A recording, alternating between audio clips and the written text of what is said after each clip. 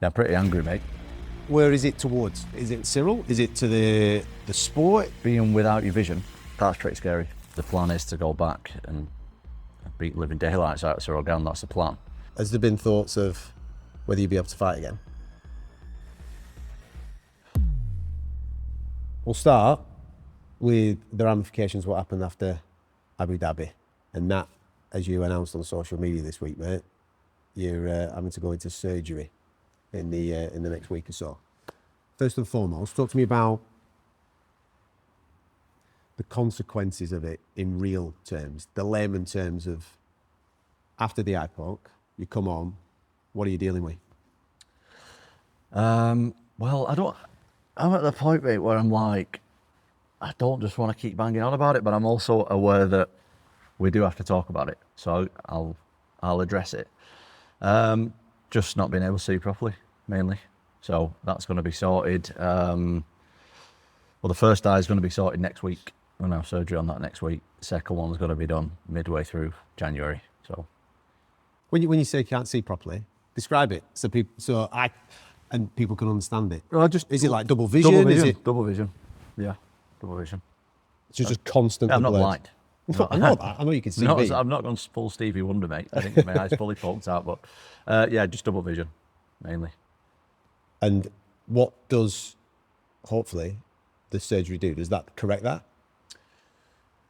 Well, I'm not an eye doctor, so I wouldn't want to break it down and then someone say, "Oh, this is wrong, that's wrong." But yeah, originally the plan is to get the double vision gone and get my vision back properly. That's the plan. So that's what they're doing. Okay. And you've got one next week. One- You've got one pre-Christmas Yes, and one post Christmas. and then one post-Christmas on the other eye. So Yes. not two surgeries on the same eye. You're having, Two surgeries on two separate eyes. Yeah. from your own point of view, is one worse than the other? Yes. Yeah. So you're having the worst one done first? The worst one's done first. Yeah. Right. What have they said regarding the prognosis of that? Are they giving you a high percentage rate of... The thing with eyes, it's just like everyone's different with everything, aren't they? But I think it's more just kind of see how we get on.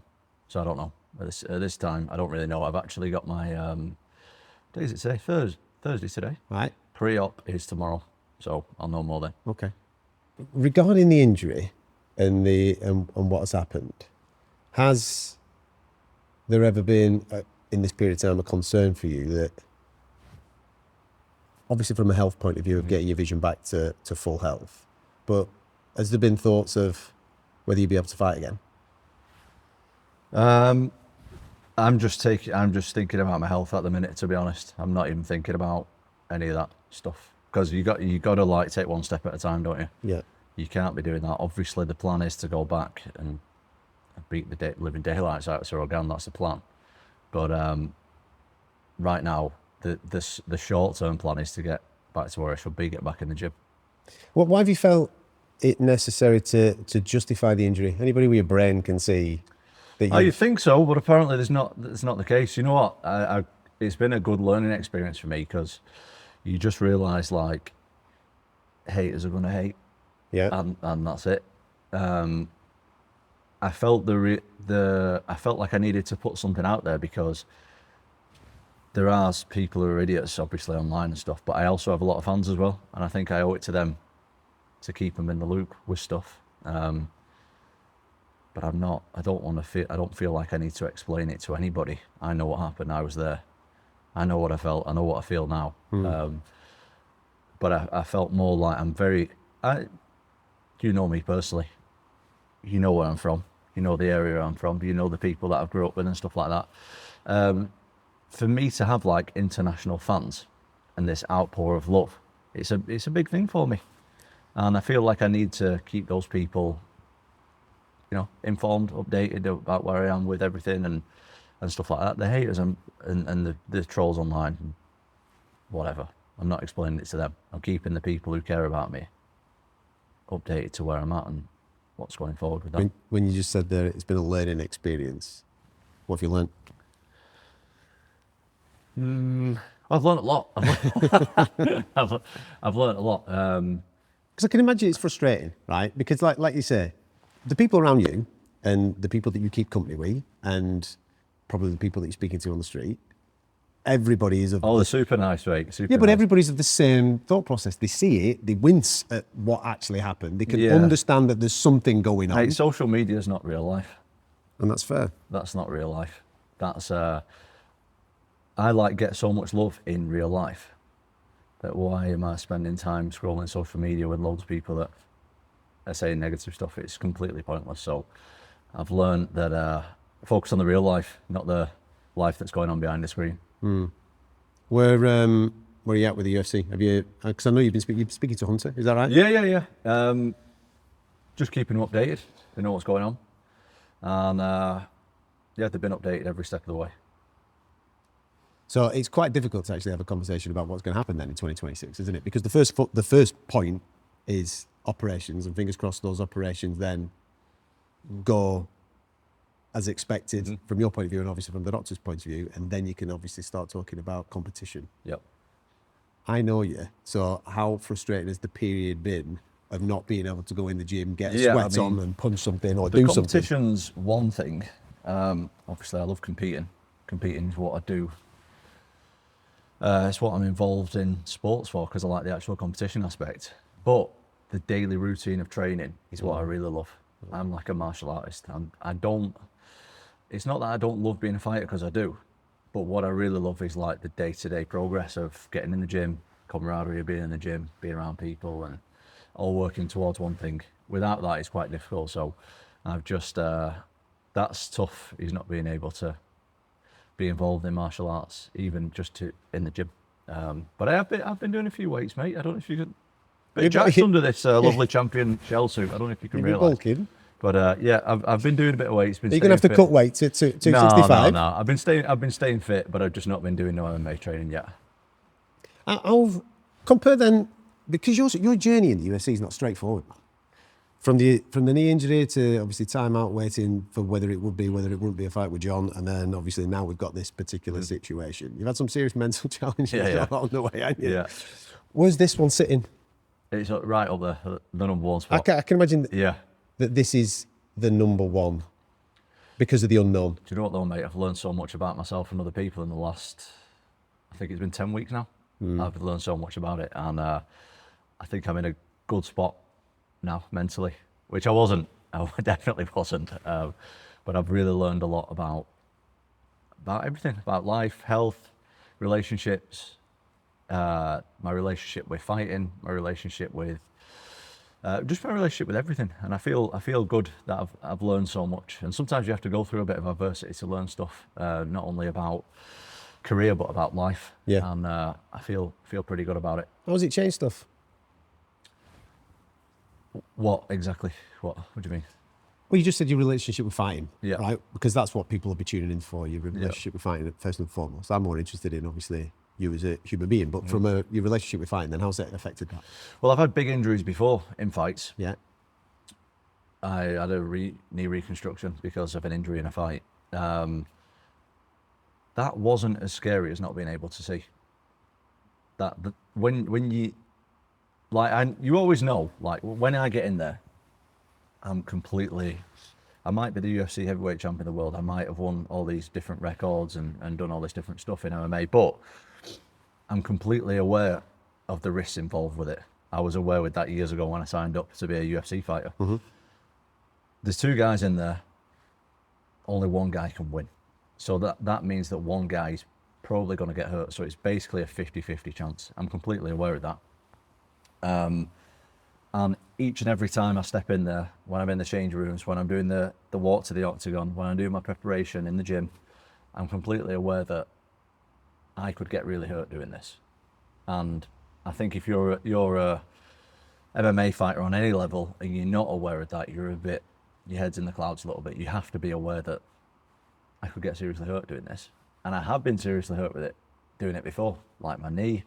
I've been dropped a couple of times in other fights. I've had, there's so many injuries and stuff that happen that nobody knows about.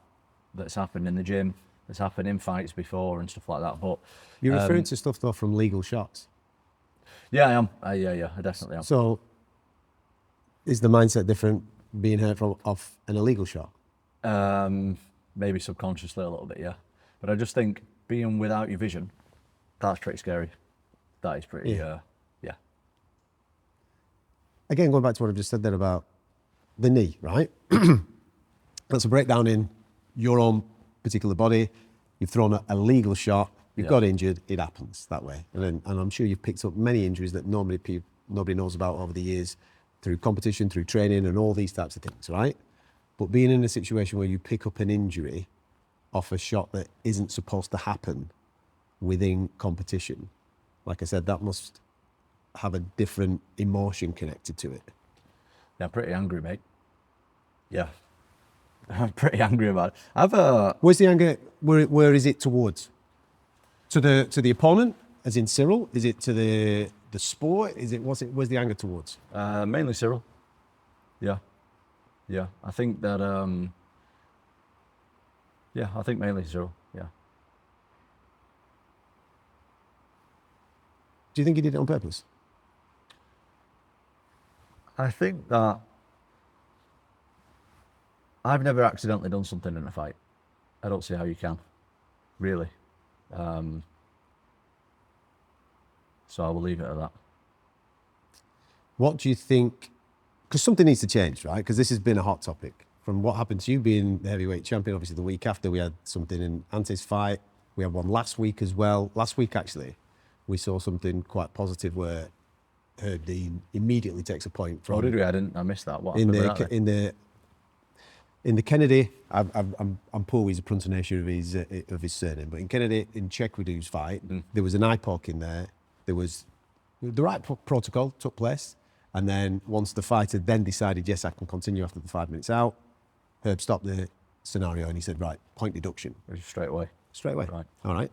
Now, it would have been interesting if he couldn't continue as to whether that would have then gone on to become a disqualification or how they would have dealt with it in that moment. But something needs to happen, doesn't it? Something needs to happen going forward where attitudes change towards fouls. And I'm not just talking eye pokes, I'm talking fouls in general that are not part of the rule set of the sport.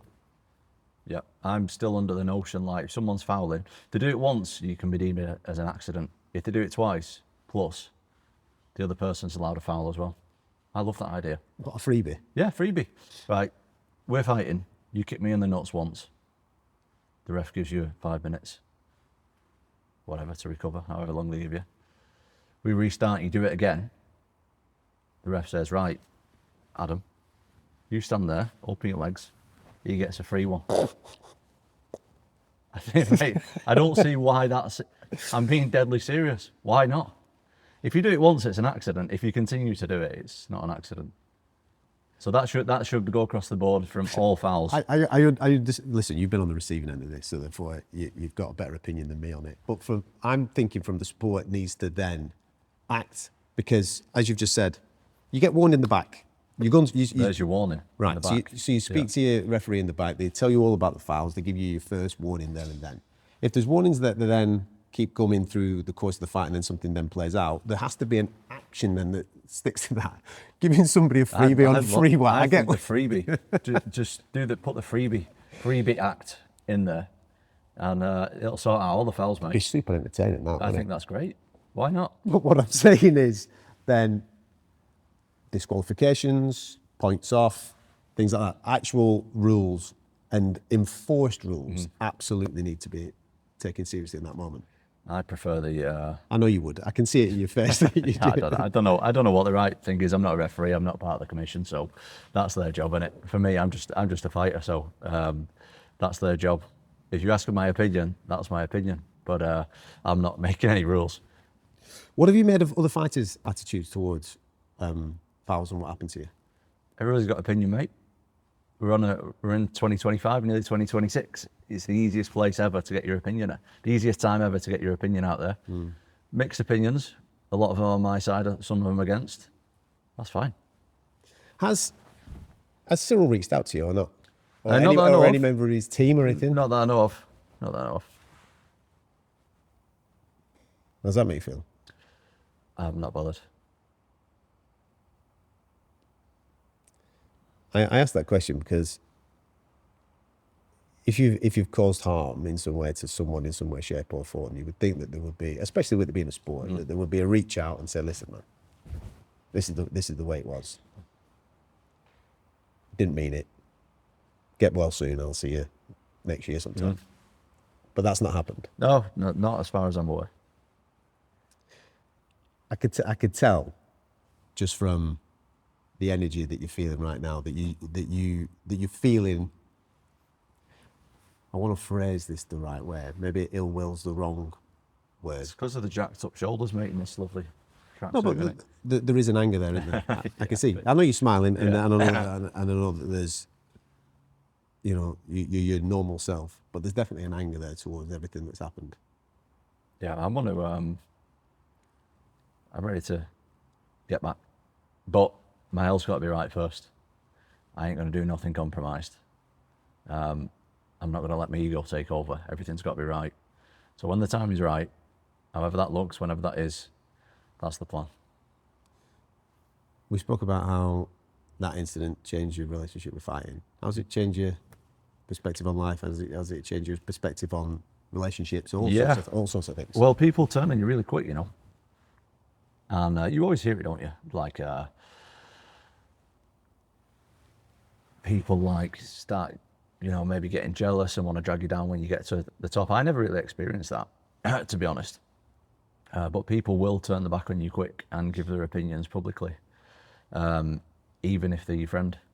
And you think that maybe the fact is that they're not your friend, and they'll come out and say certain stuff and stuff like that when you have a relationship with them. And I just think it's,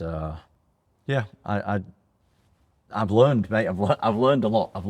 And I've learned that the people who care about me, and there's a lot of other people that I thought that don't, and that's great learning experience, mate. I'm nearly 33 years old, and I'm learning some good stuff for the future of my life, which is great. Like what? I find that hard to believe. Because as I said at the start of this conversation, people with a brain know the injury. They know who you are. Definitely. So I don't understand how anybody would have a contrary opinion to you. Well, I don't want to make anyone's year and start name dropping people and that's fair. No, I'm not asking that. I'm just thinking of the scenarios where somebody could have an alternate view that knew you, that know who you are, that know what you're all about. No, do you know what? There's a lot of people who've been there for me who I wasn't sure were before, and they were, which is great. That's amazing. And it just brings people to light, doesn't it? When you're going through some adversity, like people show you who they are, which is great. Like it's a phenomenal learning experience, and I feel good about it all now. So I'm not in any way, shape or form complaining, crying about it or anything. Like I'm happy with what I've learned. What does Christmas look like? Christmas? I'm not a big Christmas guy.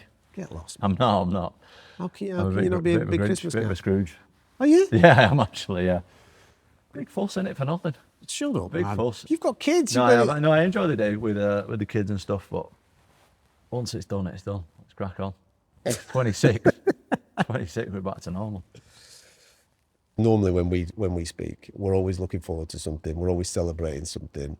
There's always been a lot of things to tick off from a fantastic year, and that's what... Hey, I've got so much to celebrate.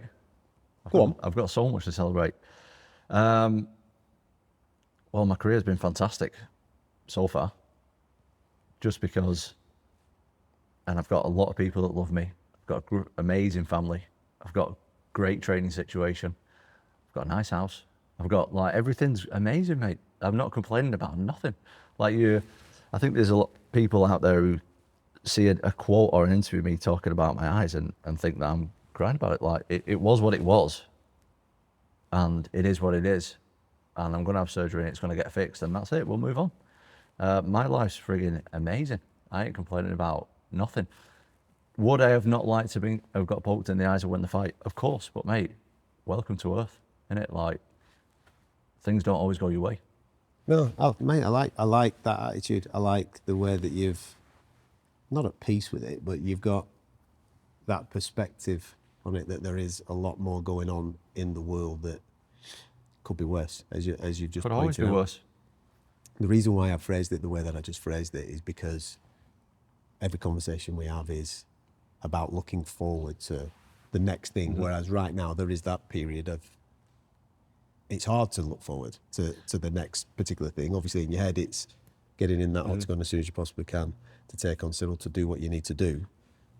But we can't put a date on it, we can't put a time on it. And that's the thing that I think people tuning into this will be thirsty for, won't they? They'll be thirsty Of course. for that information. People aren't bothered about my lovely life that I've got. People want to see me back in the octagon, and I get that. But I'm just saying, if you're sitting here and going to ask me, say that I've had a really like down and gloomy year, I've not at all. It's been amazing. But speaking from a personal perspective, yeah, the career stuff could have been a bit better. Yeah, and that's the only insinuation that I was pointing on the towards. whole, mate. On the whole, I can't complain. It's been amazing. Okay. On that, Thanks, mate. Merry Christmas. You too. Scrooge. You too.